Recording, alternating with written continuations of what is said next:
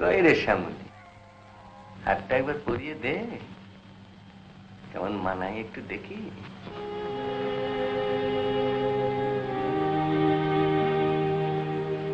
সারাটা জীবন তো আপনি দেখবেন, এতগুলো লোকের সামনে এখন নাই বা দেখলেন? কি বললি? বলছিলাম যে হার আপনি পারুলদির গলায় পরাচ্ছেন, সেই হার একদিন আপনার গলার কাটা না হয়ে যায়।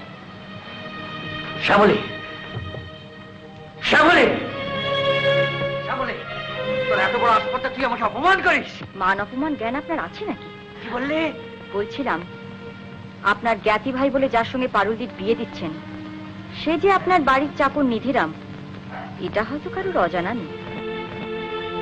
আর আপনার এই পেটোয়া লোকগুলো নিমন্ত্রিত, তারা মুখ ফুটে কিছু না বললেও আমি কিন্তু হলপ করে বলতে পারি, বিয়েটা লোক দেখানো নিধিরামের, ভোগ করার অধিকারটা আপনার।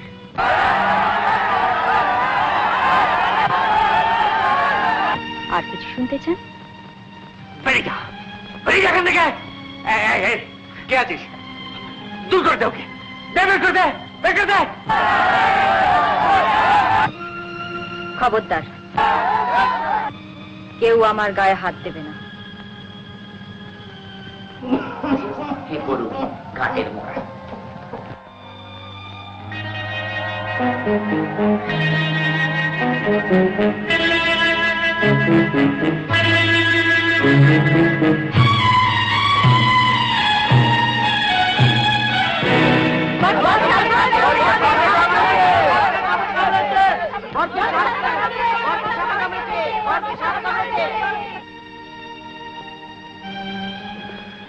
এখন বুঝতেই পারছিস ভাই আমার অবস্থা। এই টাকাটা দিয়ে আমার বন্ধকি ভিটে মাটি যদি ছাড়াতে না পারি, তাহলে পারুলকে ওরা আটকে রাখবে, ওর উপর অত্যাচার করবে, সনাতনের হাত থেকেও কিছুতেই রেহাই পাবে না। শ্যামলী বলে যে মেয়েটির নাম তুমি বললে, মেয়েটা না আমাকে নিজের দাদার মতো ভালোবাসে, তো তাই ওই সাহায্য করে। কিন্তু বাইরে আমাকে আর ওয়েটিং করে রাখবেন না ভাই, আমাকে আমাকে যেতে দিন। আরে শোন শোন, একটা কথা বলি। কি ভাই? মানে সনাতন চ্যাটুর্জি যত টাকা তোর কাছে পাবে, এই ক্যাশ বাক্সতে কি তত টাকা আছে এর ভেতরে? হ্যাঁ, আমি এখনো খুলে দেখিনি ভাই, গুনিনি। তার লাভটা কি হলো? হ্যাঁ, চুরি করে যা তো গেল, পেটে বললে না? হ্যাঁ তাই তো, হ্যাঁ তাই তো।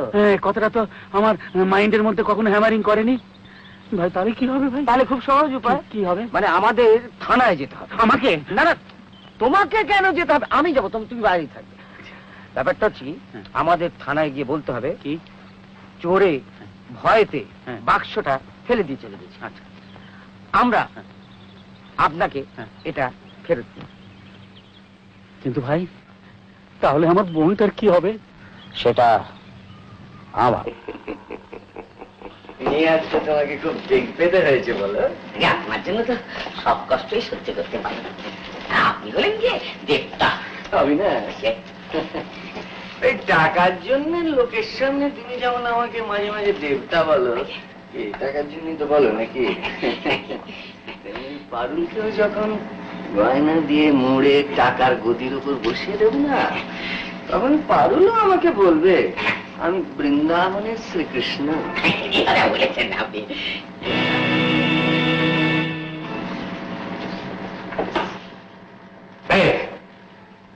কে আছিস? কি হয়েছে বাবা? কতবার বলেছিস ছবিটা এখান থেকে সরিয়ে দেবে, এই ছবিটাকে সরিয়ে দিতে পারো না? যাও, ওটা সরিয়ে দাও।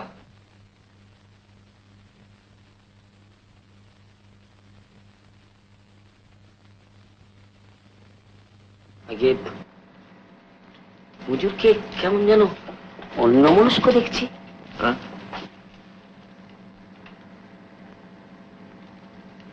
অবিনাশ, রঞ্জ সাজা ফুরোতে আর কতদিন বাকি আছে? এখনো বছর 3 বাকি আছে। আপনি ভাববেন না, আপনি কিছু ভাববেন না। সময় মতো ওই গঞ্জ থেকে বিজ্জুকে খবর পাঠাবো। বাচ্চাদের যেদিনে জেল থেকে বেরোবেন সেই দিনে যাবজ্জীবন ভণ্ড করে দেবো। কিছু ভাববেন না, আমি বেঁচে থাকতে আপনার কোনো ভাবনা নেই।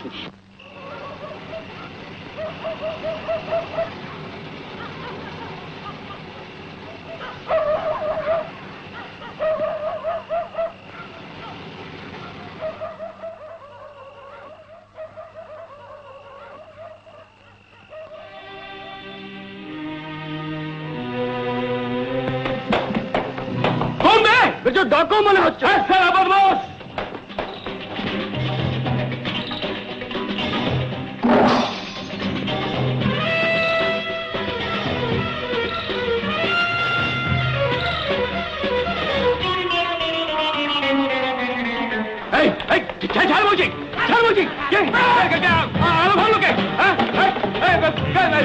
রাম সিং, বিরজু, মোতে,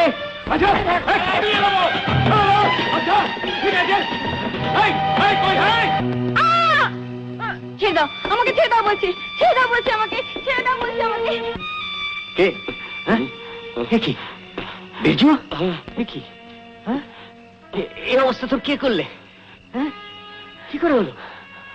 এই 4-5 আদমি প্রথমে বাইরের আলোটা ভেঙে দিলে, তারপর কে যে আমাদের পেটের মধ্যে বেঁধে ফেললো আমি ঠিক বুঝতে পারলাম না ছোট সাহেব।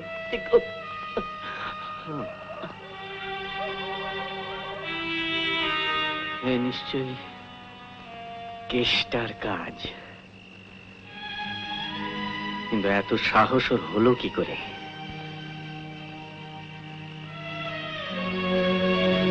কিন্তু নলিনী, তাকে আবার কেউ এসে উদ্ধার করে নিয়ে যায়নি তো?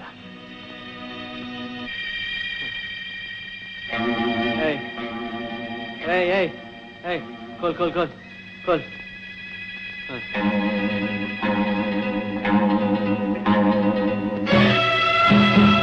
দেখি ওখানে কি করছো? ওখানে কি করছো?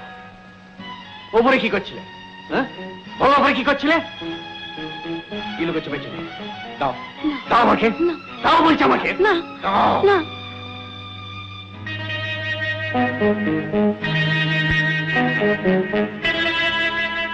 নিজের শাড়ি ছিঁড়ে ইটের টুকরো দিয়ে ঘষে ঘষে লেখা হয়েছে আমার স্বামী খুনি, আমাকে আমাকে কাছারি বাড়িতে আটকে রেখেছে, আপনারা এসে উদ্ধার করুন।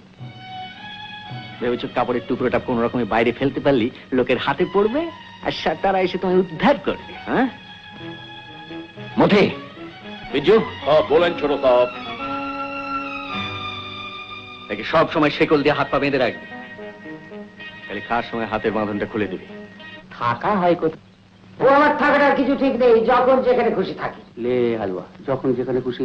না আমি বলছিলাম যে বাবা মা ভাই বোন মানে চুপ করে তোর আকাশ থেকে পড়নি। কে আছে না আছে তোমার জানবার দরকার কি দাদা? জানতে হয়, সংসার করতে। না, তুমি যাও তো, আরে আমি জিজ্ঞাসা যাও। করছি, আরে কি আছে তাহলে তো দাদা?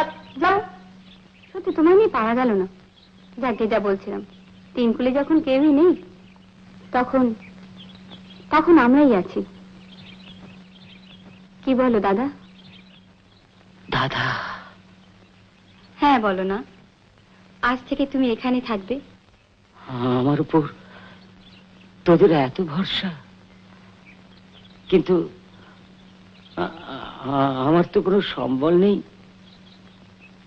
বেঁচে থাকার জন্য যা দরকার মানুষ কি সব নিয়ে জন্মায়?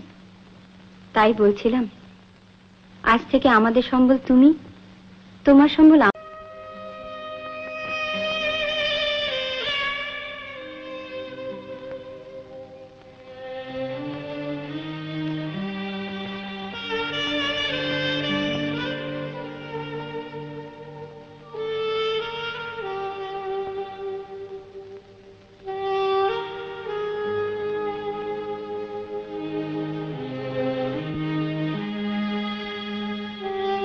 এই যে এখানে দাঁড়িয়ে কেন? খদ্দের আসছে যে অসুবিধা হবে। সরে পড়ো, সরে পড়ো। আরে